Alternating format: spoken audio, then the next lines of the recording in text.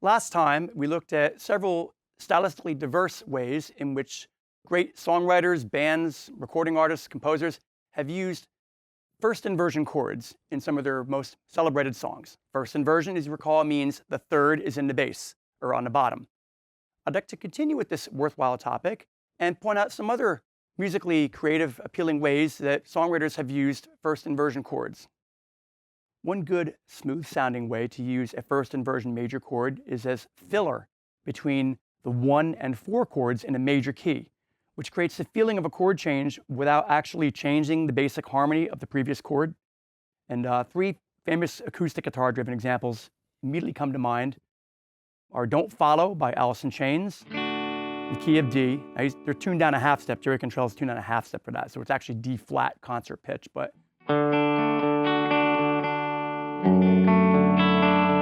so it's D, and he's arpeggiating. He's doing this like flat picking pattern. D over F sharp. G6, you can call that with the open E. A7 with a little sus4 move there. The basic progression is D, D over F sharp. Notice I'm using the thumb. A lot of people do that. I highly recommend it. I think it's a very convenient way to finger the chord, as opposed to refingering it like this and having to like use your pinky, which is kind of weird.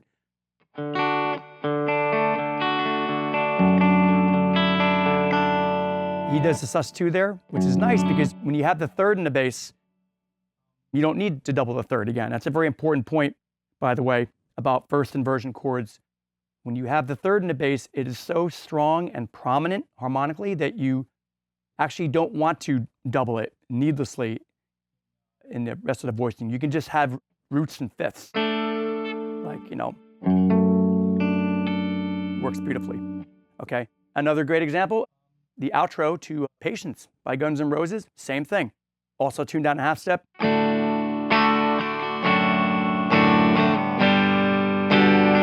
Axl goes up, sings high at the end. So interesting, that second chord is arguably not a real chord change because it's D and then D over F sharp. Chord is the same, the bass note's moving, and then it goes to G. But it creates the effect. It fulfills the function of a chord change. So that's kind of nice. And a more modern example of that, and this would be in standard tuning, is Thinking Out Loud by Ed Sheeran. I think he plays it fingerstyle.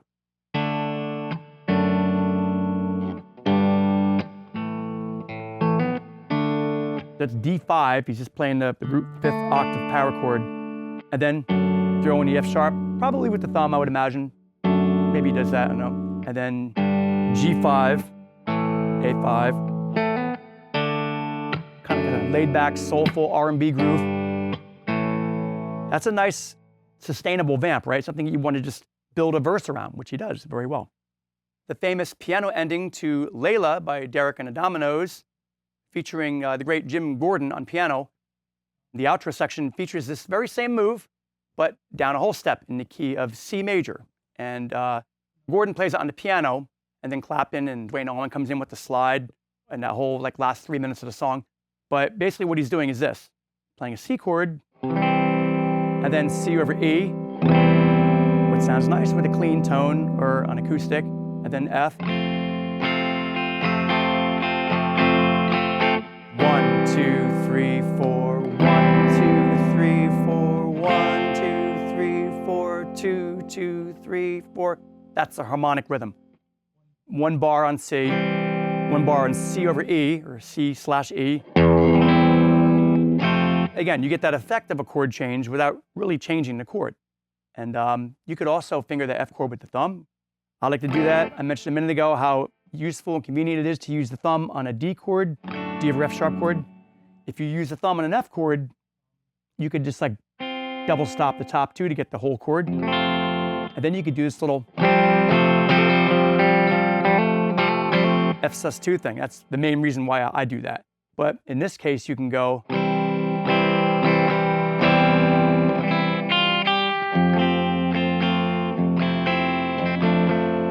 Okay, that's his piano melody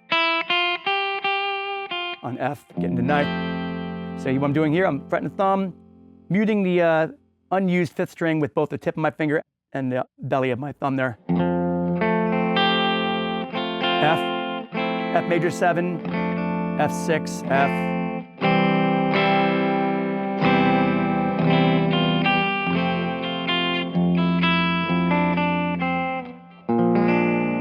Interesting chord change there, huh? B flat 7. Where does that come from? That's out of left field. That's actually the borrowed from the parallel minor key of C minor, but that's a subject of another lesson. Okay, it's very important to know this move in the other important guitar keys, namely G. You have a G chord, you can play it like that, and then G over B. G/B. Actually, sometimes you'll hear it like this. G, kind of like the folk G, the bluegrass G, with the open B string. And then when you go to G over B, move that up to this fretted note. So this way you have 10th intervals. So it's G like this. You could actually just mute the A string and just play it. Yeah, that sounds nice and clean. I'm playing G, I'm playing the open D, G and B strings, and the high G. And then G over B, then C. Another important guitar key is A. So you could play the rock A, which is just middle 4 strings, and then you're going to bar the D, G, and B strings at the 2nd fret. And then A over C sharp, right? That's convenient. You just take this previous shape and add the, that's the 3rd of the chord, and then you go to D. So typically, you'll hear like,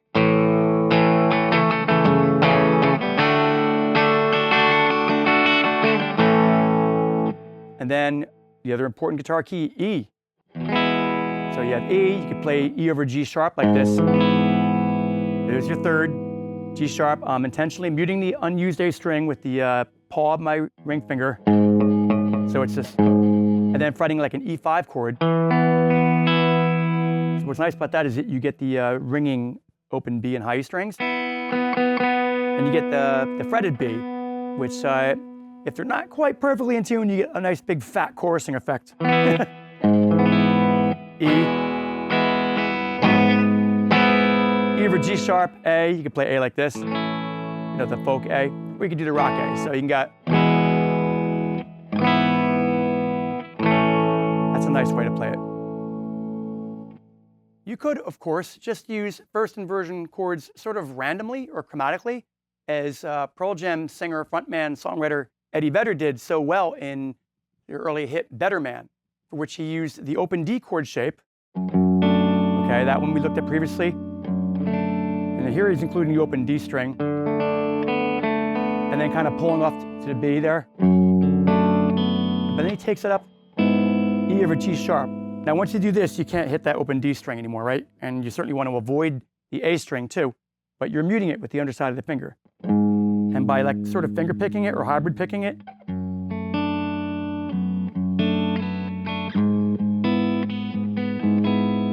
nice, very intriguing sound, right? You're going from D over F sharp to E over G sharp. Now, a minute ago, we looked at this E over G sharp, but now we're playing entirely fretted notes. And then he goes F over A, G over B, F over A, G over B. Boy, what a huge sound, right? Having that 3rd on the bottom and those big intervals, those are minor 10ths. Even though they're major chords with the 3rd in the bass. Now, if you were to instead, if Vedder would have instead played,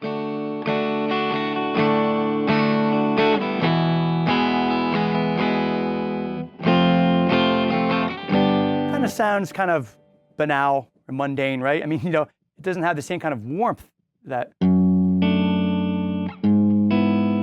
are just 3-note voicings, mind you.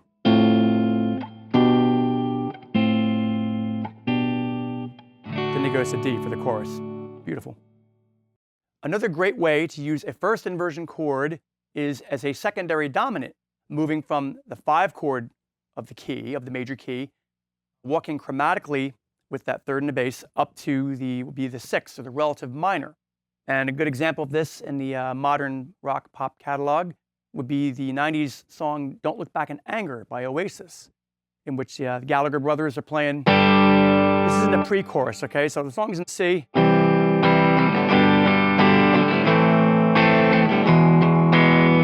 it does that, and then it goes G5, and then we have E7 over G sharp. That's interesting. We're using the open D string with the same voicing I showed you a minute ago from Better Man, Eddie Vedder used. But now, you could, if you wanted to make that a movable shape, you would fret the D note here, kind of a finger pretzel here, which you could move around. But having the open D string lends some open string shimmer and sparkle and clarity to the voicing. So we go for G5. And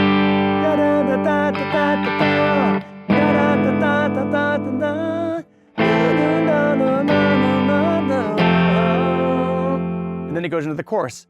To me, that's a tender moment, you know? That's kind of tugs on your heartstrings, you know, that.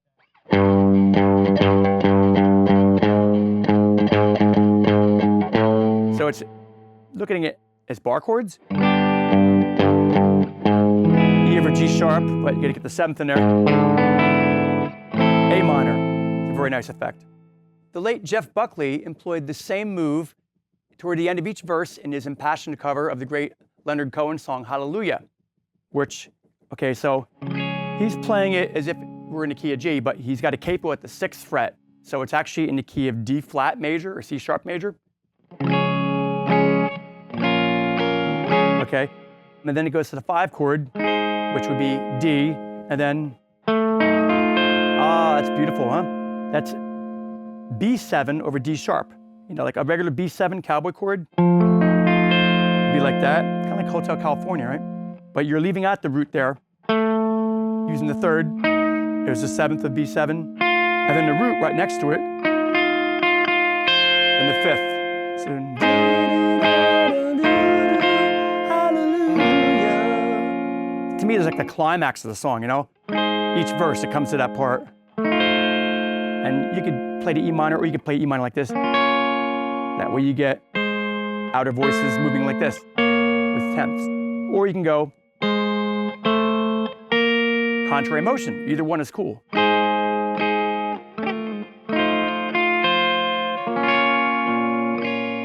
nice. And that other great American songwriter, James Taylor, used this move in some of his greatest songs, such as Carolina in My Mind, Shower the People, Your Smiling Face. Let me see, capo 2 with the Carolina in My Mind.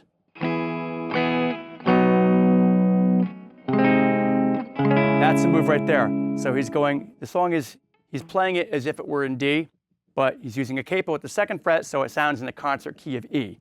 Carolina, right? Okay, so it's.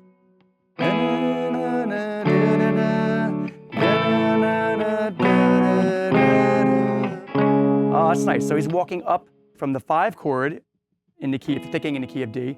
5 chord is A, right? And then that's like F sharp, but with the 3rd in the bass. F sharp over A sharp, so we get that chromatic walk up to B minor, the relative minor. It goes by quickly, but to me, it's like, it hits a nerve in a good way. It's like that, you know, that tug on your heartstrings moment.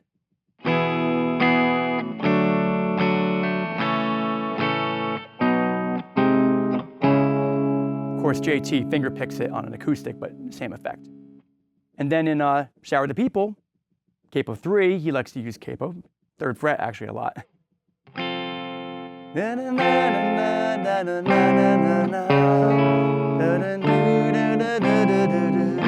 There it is again.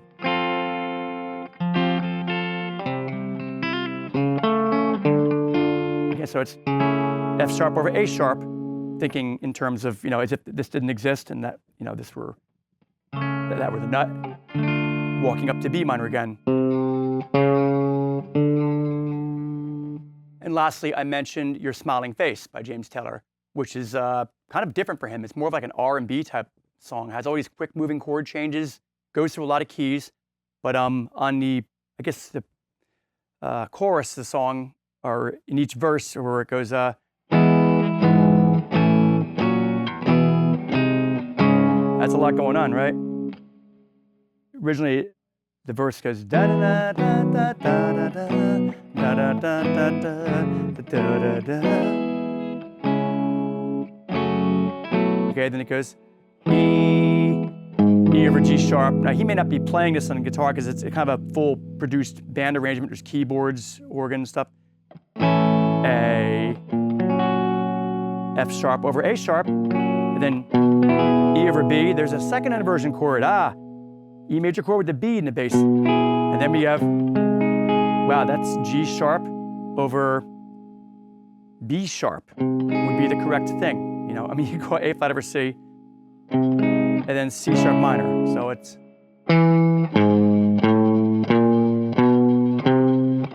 That's the bass motion, very nice. And it's almost like the opposite of what McCartney did, right? We looked at before.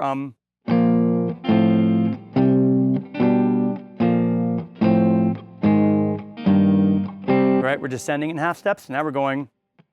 You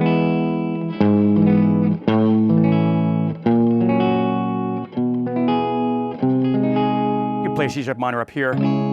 I just kind of chose to play here. Convenient sets.